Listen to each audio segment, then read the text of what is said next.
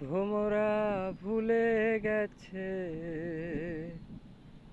ভোমরা ভুলে গেছে মল্লিকাদির নাম। দুপুরবেলা মল্লিকাদির আটশালাতে গিয়ে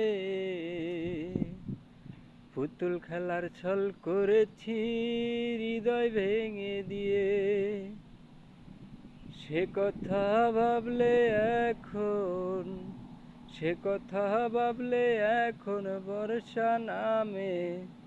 চলো না অন্য কোথাও যাই, যেদিন গেছে সেদিন কি আর ফিরিয়ে আনা যায়।